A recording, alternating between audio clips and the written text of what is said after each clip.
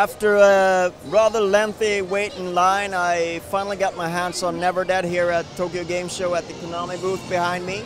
Neverdead, as you might know, is quite a odd third-person shooter, slasher, adventure game from Konami and Shinta Nojiri and the lads at Rebellion.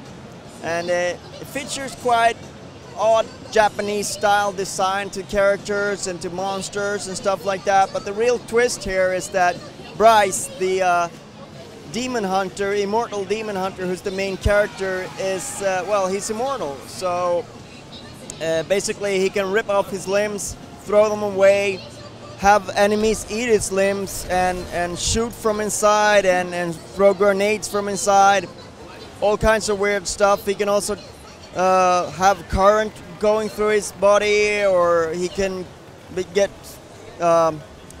actually transfer fire with his body. Just walk into fire and he's all burning.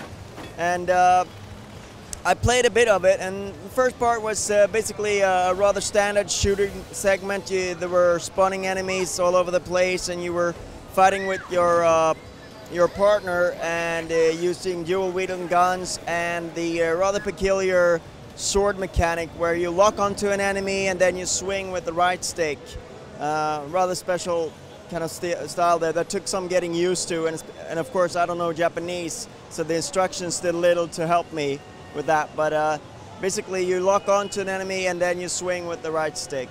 After that there was a segment where basically Bryce's heads was catapulted inside a building, and there was one of these enemies that eat heads, and that's one of the ways you can actually die in Neverdead. If you're only a head and you get eaten by this enemy, well then you're dead. So trying to roll around from this enemy, boosting with the right button and trying to get away and trying to find my limbs and collect myself to whole person again so I can do some damage, because obviously you can't wield guns while you're only a head. Neverdead is one of those odd games that is either going to be a hit or a miss. The jury's still out on that, but I'm intrigued by it, and I hope that it's polished enough so that the gameplay gets rewarding, because right now I was just messing around with the controls, trying to get a hang of it and trying to make most use of the limbs and all of that stuff that's really new, and you have to think about things a little bit differently. So that's really what I've got to say about Neverdead, and that's it.